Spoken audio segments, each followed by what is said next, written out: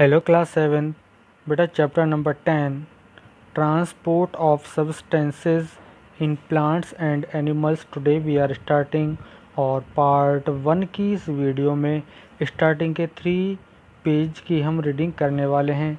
तो I suggest you कि आप हर एक पैराग्राफ को लाइन बाय लाइन अच्छी तरीके से समझ लीजिएगा। इस वीडियो को आप 3-4 टाइम ज़रूर देखिएगा, जिससे आपको हर एक पैराग्राफ का मीनिंग अच्छी तरह समझ में आ जाए। ठीक है, तो जितना भी पोर्शन आज हम कवर करेंगे उसका मीनिंग आपको अच्छे से समझ आ जाना चाहिए। तो चलिए जल्दी से स्टार्ट करते हैं आज की रीडिंग को। And comes on the first paragraph. और यहाँ पर जैसे कि आप देख पा रहे हैं, पैराग्राफ के लेफ़्ट साइड में आपको ह्यूमन सर्कुलेटरी सिस्टम दिखाया गया है ना।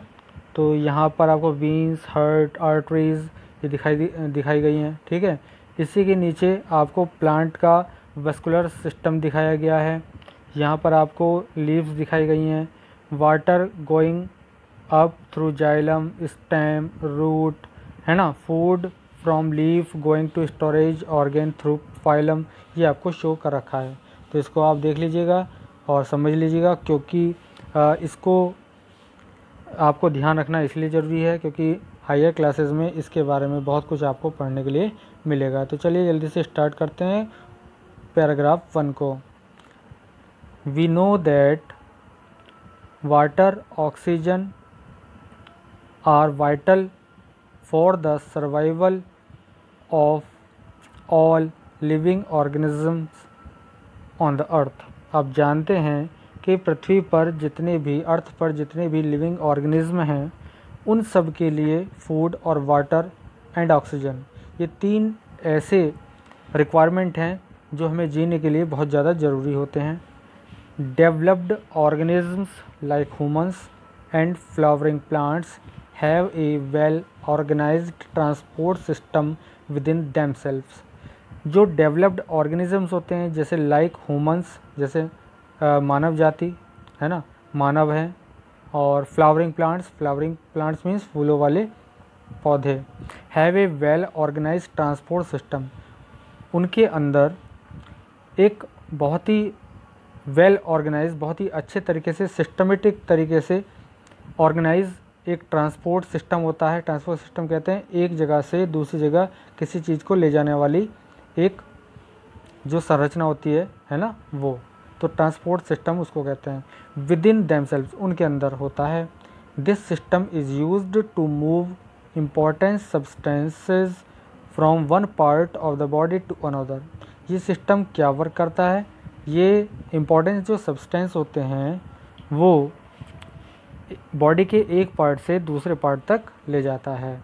ठीक है, this system is called the vascular system. तो इस सिस्टम को हम क्या कहते हैं, वस्कुलर सिस्टम बोलते हैं।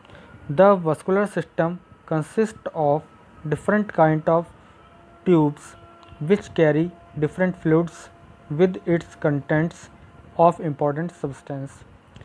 तो वस्कुलर जो सिस्टम होता है उसके अंदर डिफरेंट काइंड के ट्यूब्स होती हैं, नलियाँ होती हैं, जिनमें डिफरेंट टाइप का फ्लूइड्स कैरी होता है, जाता है ना, जिसके अंदर क्या होता है, इम्पॉर्टेंट सब्सटेंसेस होते हैं। ठीक है, the vascular system is driven by a force that keeps the fluid in motion. और वस्कुलर सिस्टम क्या होता है, इज़ ड्राइवन, ये सुचारू रूप से चलता रहता है, लगातार वर्क करता है, किसके द्वारा, एक फोर्स के द्वारा। That keeps the fluid in motion, जो फ्लूइड को, उसके अंदर जो नलियाँ होती हैं उसके अंदर फ्लूइड जाता है, बताया आपको मैंने, तो उस फ्लूइड को मोशन में हमेशा रखता है। ठीक है, जैसे आप जानते हैं ना, आपकी बॉडी में बहुत सारी वीन्स होती हैं, आर्टरीज होती हैं, नसें होती हैं ना, उनमें आप देखते हैं कि आप, जैसे आपको मालूम होगा कि हमारे ब्लड जो है पूरी बॉडी में रन करता है, तो वो उसी तरह से फ्लावरिंग प्लांट्स या जो भी प्लांट्स हैं उनके अंदर क्या होता है,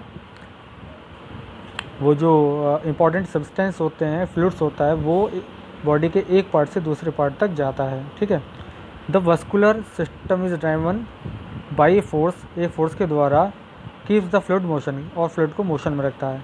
इन हायर प्लांट्स, जो हायर प्लांट्स होते हैं, xylem and phloem from the vascular system. ठीक है, तो फॉर्म ए वस्कुलर सिस्टम, जो वस्कुलर सिस्टम को बनाता है कौन है, प्लांट्स के अंदर, हायर प्लांट्स में जाइलम और फाइलम बनाते हैं। In higher animals the circulatory system heart is the principal component of the vascular system. और जो हायर एनिमल्स हैं उनके अंदर जो सर्कुलेटरी सिस्टम हर्ट होता है वो एक प्रिंसिपल कंपोनेंट होता है वस्कुलर सिस्टम का। ठीक है, चलिए आगे पढ़ते हैं। Transport of substances in plants. जो सब्सटेंस का ट्रांसपोर्ट होता है प्लांट्स में वो कैसे होता है, चलिए देखते हैं इसके बारे में। Different flowering plants herb, shrub and trees draw water from soil through their roots। जो डिफरेंट फ्लावरिंग प्लांट्स होते हैं, हर्ब, shrub और ट्रीज़, वो ड्रॉ करते हैं वाटर को किससे, सॉइल से। किसके थ्रू करते हैं, अपनी रूट्स के द्वारा करते हैं। Many of outer cells of the at the root extend to form root hairs. आपने देखा होगा, रूट्स अगर देखी हो तो आउटर सेल्स पे क्या होते हैं, एक रोए होते हैं, है ना। तो रूट एक्सटेंडेड फॉर्म हो जाती है तो वो रूट हेयर्स निकल आते हैं ना। Many of the outer cells, जो आउटर सेल्स होती हैं एट द रूट पर एक्सटेंड हो जाती हैं और क्या बनाती हैं, रूट हेयर्स बनाती हैं। The root hairs absorbs water along with dissolved minerals. जो रूट हेयर्स होते हैं वो वाटर को एब्जॉर्ब करते हैं, किसके, और क्या करते हैं, डिजोल्व्ड मिनरल्स, और वाटर में जो मिनरल घुले रहते हैं उनके साथ ही वाटर को एब्जॉर्ब कर लेता है। एंड ट्रांसपोर्ट इट, और इसको ट्रांसपोर्ट कर देता है टू द लीव्स को through the xylem part of vascular system. Xylem part जो होता है वस्कुलर सिस्टम का, उसके द्वारा लीव्स तक पहुंचा देता है। Leaves are known as food factories, और लीव्स को हम फूड फैक्ट्रीज बोलते हैं। फूड इज़ प्रिपेयर्ड हेयर, और जो प्लांट्स होते हैं इनका फूड यहाँ पर बनता है, कहाँ पर, लीव्स में। Here by the process of photosynthesis की प्रोसेस के द्वारा। The raw material required are, जो रॉ मटेरियल होता है जो ज़रूरी होता है फोटोसिंथेसिस के लिए, वो होता है वाटर फ्रॉम सॉइल से वाटर मिल जाता है। Carbon dioxide from atmosphere, carbon dioxide मिल जाती है एटमॉस्फेयर से। क्लोरोफिल प्रेजेंट इन लीव्स, और लीव्स में ऑलरेडी क्लोरोफिल प्रेजेंट होता है। And sunlight from the sun, और सन से हमें सनलाइट मिल जाती है, यानी प्लांट्स को मिल जाती है, तो वो अपनी फोटोसिंथेसिस की प्रोसेस कर देते हैं। Food that is prepared in the leaves in the form of glucose. जो फूड प्रिपेयर्ड होता है लीव्स में वो ग्लूकोज की फॉर्म में होता है। It is converted into soluble sugar and transported through phloem to storage organs like seeds, fruits, stem and root. तो ये जो फूड स्टोर हो जाता है ग्लूकोज के रूप में, ये कन्वर्ट हो जाता है सॉल्युबल शुगर में, और ये ट्रांसपोर्ट होता है फाइलम के द्वारा, जो प्लांट्स के स्टोरेज ऑर्गन होते हैं, जैसे सीड हो गया, बीज है ना, फल हो गया, फ्रूट, स्टेम, तना और root. Thus xylem and phloem are present as vascular system in plants throughout the body. तो जो वस्कुलर सिस्टम होता है प्लांट्स में वो कंप्लीट बॉडी में, उसकी पूरी बॉडी में फैला होता है। That is from roots to leaves covering the stem and branches, है ना। तो क्या होता है, दैट इज़ फॉर्म, वो फॉर्म करता है, बनाता है रूट्स टू लीव कवरिंग, है ना, रूट से लीव्स तक कवरिंग को, the stem and branches, stem में और ब्रांचेज में। इसी के लेफ्ट साइड में बेटा आपको टिश्यू के बारे में एक बॉक्स बना हुआ है येलो कलर का, इसके बारे में पढ़ लेते हैं। A group of cell mostly of similar type performing specialised function. एक टिश्यू क्या होता है, एक ग्रुप होता है सेल्स का जो सिमिलर टाइप के वर्क परफॉर्म करती हैं, ठीक है, स्पेशलाइज्ड फंक्शन होता है, ठीक है, उनका कोई स्पेशलाइज्ड फंक्शन होता है कि पर्टिकुलर किस वर्क के लिए वो बनी हुई हैं। Group of tissues make an organ, और टिश्यू का एक ग्रुप मिलकर एक ऑर्गन बनाता है। Xylem and phloem are examples of plant tissue. Xylem और फाइलम जो हैं एग्जांपल हैं प्लांट टिश्यू के। Examples of animal tissue are connective tissue and muscular tissue, और एनिमल्स के जो टिश्यू होते हैं वो कनेक्टिव टिश्यू होते हैं और मस्कुलर टिश्यू होते हैं। चलिए नेक्स्ट पेज पर चलते हैं। नाउ बेटा एक एक्टिविटी दे रखी है आपको यहाँ पे, to show conduction of water through xylem from the roots to leave. Conduction किस तरह होता है वाटर का जाइलम के थ्रू रूट से लेकर लीव्स तक। तो यहाँ पर एक एक्टिविटी है, इसको आप देख लीजिएगा, पढ़ लीजिएगा और इसको आप तैयार भी कर सकते हैं। ये आपके एक्सरसाइज के क्वेश्चन में भी है, तो इसको आप घर पे पढ़ लीजिएगा, अच्छी तरह समझ लीजिएगा। ठीक है बेटा, कोई चीज़ समझ में आएगी तो आप हमसे पूछ लीजिएगा। चलिए आते हैं नेक्स्ट पैराग्राफ पर और यहाँ पढ़ते हैं conduction of water and minerals through xylem. Water और मिनरल्स का जो ट्रांसपोर्टेशन होता है यानी कंडक्शन होता है वो जाइलम के थ्रू किस तरह से होता है यहाँ पर देखते हैं। यहाँ पर आपको बेटा एक पिक्चर भी दिखाई गई है, ठीक है, इसको आप देख लीजिए अच्छी तरह कि किस तरह से ट्रांसपोर्टेशन होता है। वाटर एब्जॉर्ब होकर रूट के द्वारा, है ना, कहाँ जाता है, स्टेम में जाता है, स्टेम से लीव में जाता है और लीव्स के द्वारा भी वाटर वेपर बन के एटमॉस्फेयर में वापस चला जाता है। तो ये एक प्रोसेस यहाँ पर दिखाई गई है। तो चलिए हम स्टार्ट करते हैं। The process by which water and animal salts are transported by xylem of root and carried upward to the stem, branches and leaves is called ascent of sap। देखिए क्या है, एक प्रोसेस है जिसमें वाटर और mineral salt जो होते हैं वो ट्रांसपोर्टेड होते हैं, यानी कि एक जगह से दूसरी तरफ जाते हैं, यानी डिफरेंट पार्ट्स ऑफ बॉडी, जो प्लांट की डिफरेंट टाइप्स के डिफरेंट पार्ट्स होते हैं तो वहाँ पर वो ट्रांसपोर्ट होता है। जाइलम ऑफ रूट, है ना, कहाँ से, रूट के द्वारा जाइलम से, और एंड कैरिड अपवर्ड और ऊपर की ओर चलता है, टू द स्टेम, स्टेम में, ब्रांचेज एंड लीव्स और ब्रांचेज और लीव्स की तरफ चला जाता है। Is called ascent of sap, इसको एसेंट ऑफ सैप बोलते हैं। There are two important forces responsible for the uptake of water and minerals in plant. और ये जो वाटर और मिनरल्स किसी भी प्लांट में ऊपर की तरफ जाता है, इसके लिए दो तरह के फोर्स रेस्पॉन्सिबल होते हैं। First, one arising from roots, जो रूट्स के द्वारा लगता है, and the other by the leaves from the top, और जो टॉप पर लीव्स होती हैं एक उनके द्वारा लगा होता है। The mode of transport in different kinds of plants, जो मोड ऑफ ट्रांसपोर्ट होता है डिफरेंट काइंड्स ऑफ प्लांट्स में, जैसे herbs, shrubs and trees, is almost the same, इन सब में सेम एक ही तरह का होता है। Let us find out how the two kinds of forces operate. ये जो टू टाइप के फोर्स होते हैं किस तरह ऑपरेट करते हैं, किस तरह से लगते हैं, इनके बारे में बताते हैं। पहला है रूट प्रेशर, चलिए इसके बारे में देखते हैं। The root of a plant are in direct contact with the water in the soil. जो रूट होती है प्लांट्स की वो सॉइल के डायरेक्ट कॉन्टैक्ट में होती है, जहाँ से हमें वाटर मिलता है उनको, है ना, जिससे रूट को वाटर मिलता है। The branching nature of root hairs provide a large surface area. तो ब्रांचिंग नेचर क्या होती है, यानी उसकी जो ब्रांचेस होती हैं, शाखाएं होती हैं, है ना, वो फैल जाते हैं ना रूट में, वो उसमें सॉइल में फैल जाते हैं ना, तो लार्ज एरिया कवर कर लेते हैं। तो provide a large surface area for absorption of water and mineral salt. तो क्या होता है कि वो बहुत सारा वाटर और मिनरल साल्ट को एब्जॉर्ब कर लेते हैं। Root cells contain large vacuoles filled with a fluid, the cell sap. जो रूट सेल्स होती हैं उनके अंदर क्या होता है, लार्ज वैक्यूलस फिल्ड होता है, जिसमें एक फ्लूइड होता है जिसको हम सेल सैप बोलते हैं। The cell sap has a higher concentration of salt than the soil water. और सेल सैप के अंदर क्या चीज़ होती है, कंसंट्रेशन होता है साल्ट का, किससे ज़्यादा होता है वो, है ना, हायर यानी ज़्यादा, किससे, सॉइल वाटर से। Such a feature enable the root hair cell to draw water from the soil.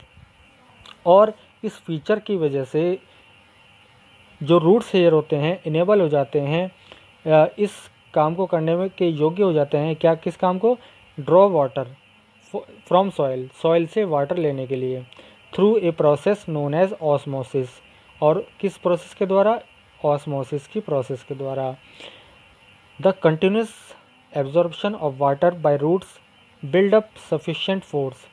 जो लगातार एब्जॉर्प्शन होता रहता है, जो वाटर लगातार एब्जॉर्ब होता रहता है रूट सेल्स के द्वारा, एक फोर्स बना देता है। वो क्या करता है, एक फोर्स बना देता है टू पुश वाटर, जो वाटर को पुश करता है अपवार्ड, ऊपर की तरफ, through the xylem vessel, xylem vessel से होकर। अब दूसरा है ट्रांसपायरेशन पुल। ट्रांसपायरेशन पुल कौन सा होता है, चलिए पढ़ते हैं इसके बारे में। The loss of water from the aerial parts of plants in the form of water vapour is known as transpiration. देखिए क्या होता है कि लीव्स जो होती हैं प्लांट्स की, वो भी क्या करती हैं, लूज ऑफ वाटर करती हैं, है ना, उनसे भी वाटर की क्या हो जाती है, कमी हो जाती है ना। वो धीरे धीरे वाटर को बाहर निकालती रहती हैं वेपर के रूप में, ठीक है। किस प्रोसेस से, ट्रांसपायरेशन से। वाटर इवेपोरेट्स थ्रू स्टोमेटा, और लीव्स के अंदर क्या होता है, स्टोमेटा होते हैं, छोटे छोटे छिद्र होते हैं, होल होते हैं, जिनको हम स्टोमेटा बोलते हैं। द टिनी पोर्स होते हैं present on the leaf surface, जो लीव के जो पत्ती होती है उसके सरफेस पर प्रेजेंट होते हैं।